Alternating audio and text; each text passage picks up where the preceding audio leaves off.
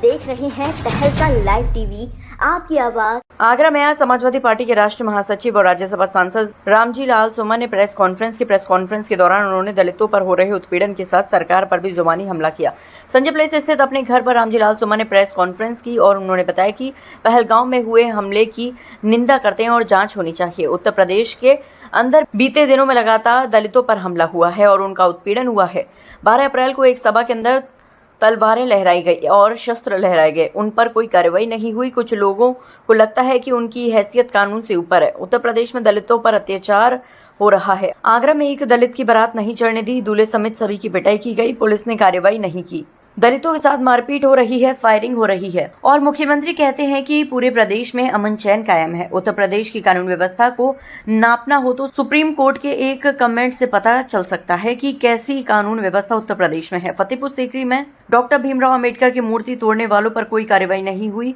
कुछ लोग समझने लगे हैं कि उनकी सरकार है, वह लोग समझते हैं कि वह कानून से ऊपर है। इस सरकार में दलितों की आवाज को दबाया जा रहा है। दलित अपने आप को ठगा महसूस कर रहे हैं। सबसे पहले पहलगाम में जिन लोगों की दुखद मृत्यु हुई, आतंकवाद का शिकार हुए, उनको श्रद्धांजलि अर्पित करते हैं और सरकार से अपेक्षा करते हैं कि पूरा देश एक साथ खड़ा हुआ है।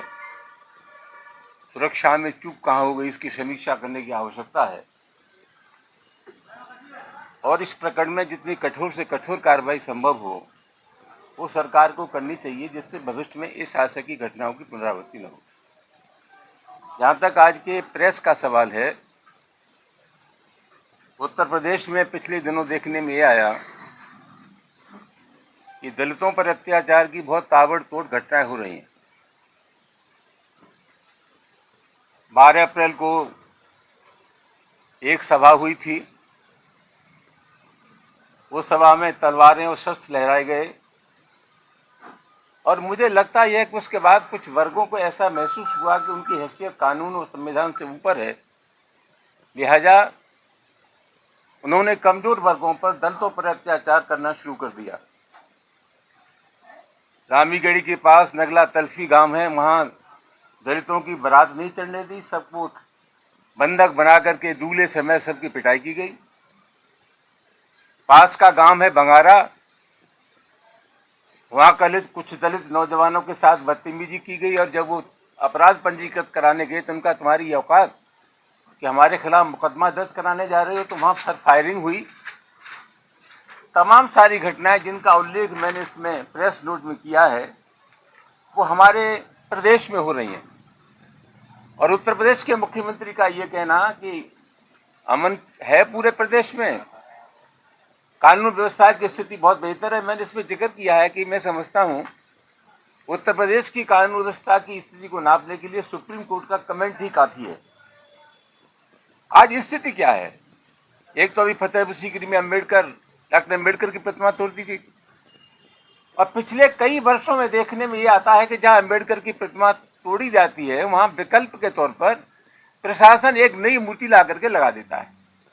कहीं कोई प्राथमिकी दर्ज नहीं हुई, कहीं कोई खिलाफ कार्रवाई नहीं हुई। अगर एक मामले में कठोर कार्रवाई होती तो वैसे चला जाता और फिर मैं नहीं समझता कि लोगों की हिम्मत होती इस तरह का कुकृत्य करने की, लेकिन कोई कार्रवाई नहीं हुई।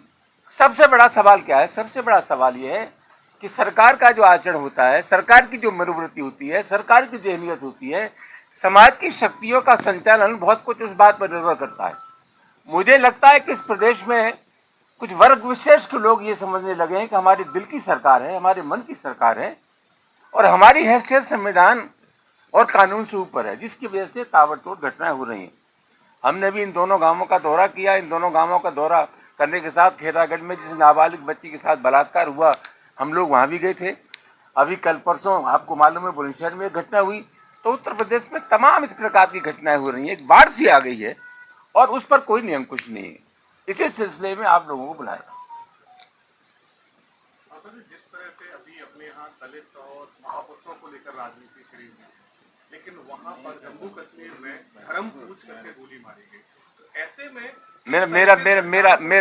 मेरा आपसे विनम्र आग्रह है कि जिस स्पेसिफिक इशू पर ये प्रेस कॉन्फ्रेंस बुलाई गई है, अगर आप उससे अलग हटके कोई सवाल न पूछे तो आपकी बड़ी कृपा होगी। मैंने शुरू में ही फतेहपुर सीकरी में जो स्टैच्यू तोड़ा गया अम्बेडकर साहब का, तो क्या उसमें कोई तहरीर दी गई थी, मुकदमा नहीं लिखा गया? मैं उसकी बात मैं नहीं कर रहा हूँ। मैंने कहा ना कि फौरन प्रशासन क्या करता है कि वहाँ गए और मामले को शांत किया और कहा कि भाई हम दूसरी मूर्ति लगवा देंगे।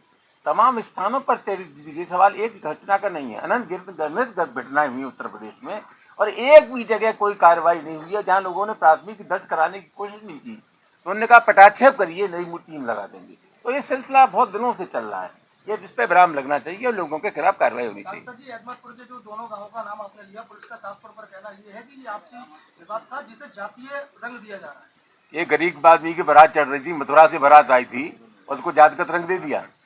क्या बात करते हैं? बंगारा गांव में लोग FIR दर्ज कराने गए, ताबड़तोड़ गोलियां चली गांव में। क्या बात करते हैं? और पेशबंदी में ये किया, जब बारात का मामला था, बारात चढ़ने वाली थी तो सबको बंधक बना करके पीटा गया। फिर बाद में एक प्राथमिकी ये प्रशासन ने दर्ज कर ली कि डीजे बज रहा था। डीजे पे कोई अश्लील गाने तो बज नहीं देते। डॉक्टर अम्बेडकर की जीवनी से संबंधित डीजे बज रहा था। तब कुल मिलाकर के पेशबंदी की गई किसी दबाव में। प्रशासन क्या कहता है क्या नहीं कहता है, ये विश्व जाति के नाम पर नंगा नाच है। उत्तर प्रदेश में दलित अपने आप को ठगा महसूस कर रहे हैं, लोग पलायन करने की सोच रहे हैं और जंगल राज है। यहाँ का कमजोर व्यक्ति, दलित व्यक्ति सुरक्षित। आप देख रहे हैं तहलका लाइव टीवी, आपकी आवाज